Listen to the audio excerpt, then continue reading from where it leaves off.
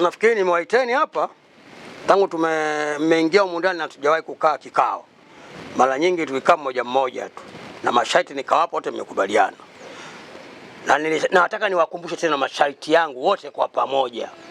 Sharti la kwanza, sitaki kuona wageni ndani mwangu bila taarifa. Mtu yote atakayekuja na mgeni wake, atakuja mgeni wake anipe taarifa ndani ya siku 2. Ukija na mgeni wa kike, funguo nayo, chumba kipo kule, nitampa akae. Funguo nayo mimi hapa. Ukija mgeni wako wa kiume utajua mwenyewe pa kumweka. Mzee wa ovyo. Na nimeshaongea kabisa hapa, msikilize kwanza. Nimeshaongea. Ukipika mboga za majani, siji kisamvu, tembele, siji chunga, siji nini, kula mwenyewe. Mimi ukipika kuku, ukipika nyama ng'ombe, mbuzi, bata, penda bata ule unanipa. Kininyima notice. Wewe mzee wewe. Naona unanimudu we. Unanimudu we. Sasa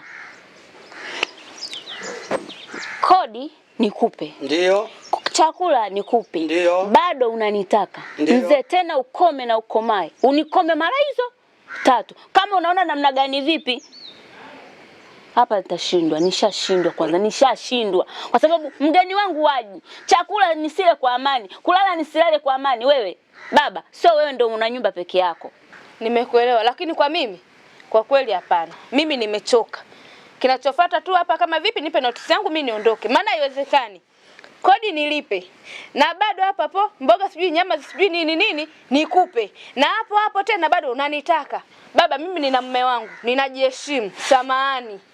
Kama vipi mimi nitaondoka. Mimi amenishinda katika hii nyumba. Hapa. Kama unaweza? Wewe baba. Kama unaweza toka, lakini kutoka utoki.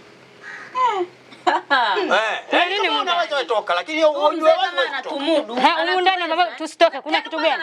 Unajua wewe utoki huko. Kama unajua mwenyewe, lakini kutoka utoki.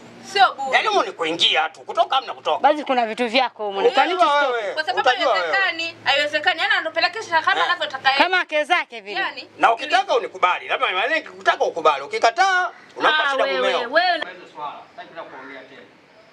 Hii nyumba ni nyumba ya mzee Tobo Atobo, kama unavyomjua mzee Tenga. Yaani wewe unajua kuingia. Kutoka huwezi kutoka huko. Sasa wewe kama unataka kwenda kuhama hama, lakini wewe kodi yako ishachukua miaka 2, wewe ishachukua kodi yako ya mwaka na nusu, wewe ishachukua kodi yako ya mwaka, na mjamaliza hata miezi wasirudishe senti 5. Kwa hiyo ni hiari. Kayo mstari. Kikao